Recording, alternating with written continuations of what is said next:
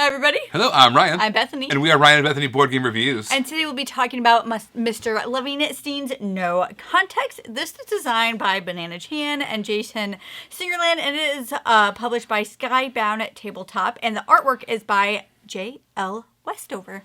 All right, so in this game, what you're going to do is you are going to be basically randomly assigned a single panel comic strip, and it's going to be some kind of a crazy picture, and you know what it is, but no one else is. The way you're going to try to tell everyone else at the table what your card is compared to the other row of cards is by using even more single panel comic strips in order to kind of describe your one out of the lineup. And you're at the same time trying to figure out what everybody else's is too. So yeah, let me give you a quick overview of how to play. All right, here is our setup for No Context. All right, so across the top over here, we basically have a number of target images based off the number of players. And across the bottom, we have all these different cards that we're going to try to compare to those top cards. All right, so we've got a deck of cards here. We're basically going to deal those out to everybody, and we are going to look at ours. Okay, so we're trying to describe number 7. That's our card that we're trying to describe to everybody else for the rest of the game. And all we have to work with are these cards over here. So let's look at our card over here. It's a dog, and it says, "We're very ignorant of most things." Okay, interesting. So on our turn, what we're going to do is we're going to look at all the cards down below here, and we're going to see if any of them are particularly helpful in helping people figure out what that card is. If it's kind of the opposite of helpful, you can actually put it on the reverse side, saying this card has absolutely nothing to do with. In fact, it's probably the opposite of what our target card is about. This card over here says, "They have no idea I'm actually a moron." I think that's a great card to describe our card. By the way, we are the raccoons. So what we're going to do is we're going to take this card, we're going to put it in our section over here on the green side. I think that's a nice connection there. And then everybody else is going to do the same thing. They're going to draft cards, putting them on their spots on the board that they think might relate or the opposite of relate to their cards. And this does repopulate, so that way everybody has the same number of cards to choose from on their turn. All right, so let's say it's back to us. This card says, "How has he not found me yet?" So that's showing a lot of ignorance, I think. There's an obvious guy they're hiding, but they can't find him. This dog's talking about how we're ignorant of most things. I think that's a great card to kind of show how ignorant we are about things.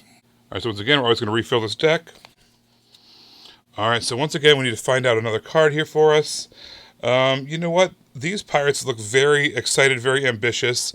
That's the opposite of the kind of thing we're trying to go for here. So maybe we take that card, but we put it on the red side, showing that card has nothing to do with what we're trying to do here.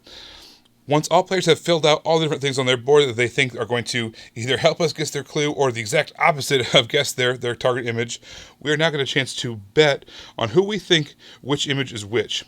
So we've got our betting cards. What we're going to do is we're going to say, you know what, I think this particular character's, he was going after number 2. This character, they were going after number 4. Now, there's a little bit of a race element to this, because whoever the first person who's correct going there is going to get 2 points.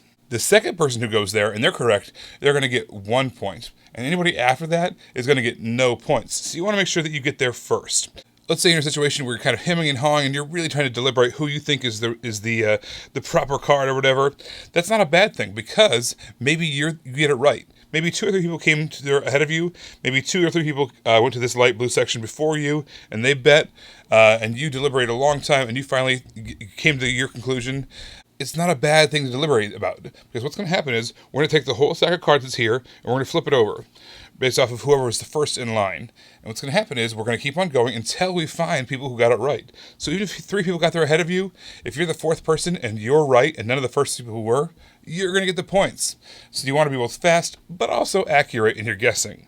And then also we're going to reveal what card we were actually going for, and we're going to kind of go through a deliberation, and we're going to show why we chose the different cards we did and how it might relate to the card that we were given as our target card based off of the options that we had at the time. Now, the way the scoring is going to work is, again, if you were the first person to guess correctly, you're going to get 2 points. If you're the second person who guesses correctly, you're going to get 1 point. Anybody after that gets no points.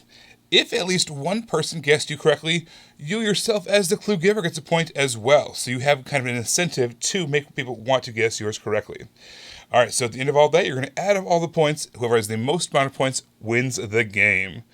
One thing that I thought worked with this game was that when you're drawing the cards to try to get people to figure out what yours was, you're constantly drawing new cards that are going into that. So it's not like you're dealing with that same round and it's going around with the same cards and it comes back to you. There's different things that have been added in through other people's turns through drawing the cards. So the options are growing about what cards you can choose to get other people to guess what yours is. I thought it was really interesting how you could choose the green side of a card and say, you know what, this particular panel, I think does a great job of evoking the theme or the feeling of my target card that I'm getting people to guess. And so I'm going to use that one. But you know what? There's also the option of, you know what, if you flip it over on the red side, and now this particular picture has nothing to do with my picture. So it's kind of like a psychological thing where you're like, okay, so what about this is not present in any of these other pictures, or whatever the case is. And so I like how you can choose both, you draft cards for your identification, both as the positive or the negative way. It makes you kind of think on a different level, which is interesting. So a lot of games will have an age on it, like 8 plus, 13 plus, 17 plus. Well, I guess 17 plus not, 17, but 13 plus. Mature rated board games. And usually we just kind of ignore those because a lot of that has to do with the amount of testing that a game has gone through, and not actually the gameplay of the game.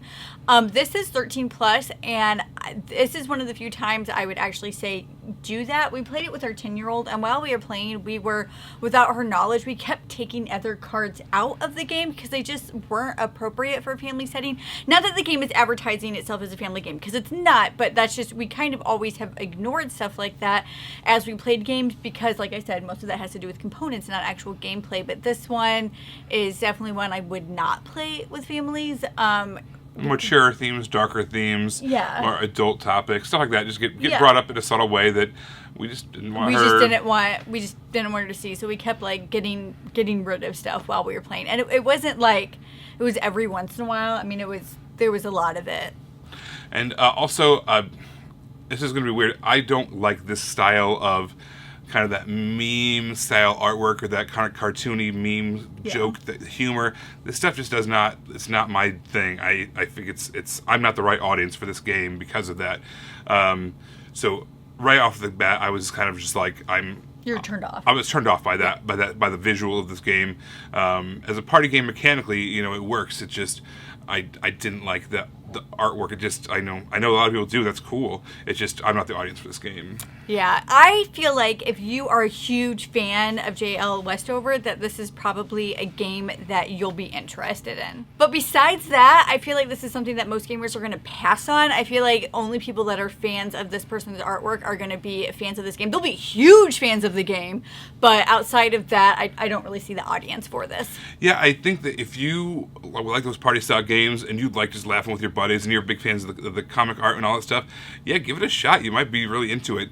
At the same time, if you want a party game but you don't necessarily want this art or this theming, and there's games like Dixit, which is something similar, or Keepers as well, which is much more like pastoral landscape kind of art. So overall, this was not a game I'm going to be wanting to play. This is not my jam. Just yeet it. Yeah, just whoosh, out the window. But no, it's just a silly fun party game. If that's your jam, check it out. Everybody, thank you so much for watching. Don't forget to subscribe so you can see our videos as they come out. Until then, you can find us in all of these places. You guys, thanks for watching, and we'll see you next time. Bye.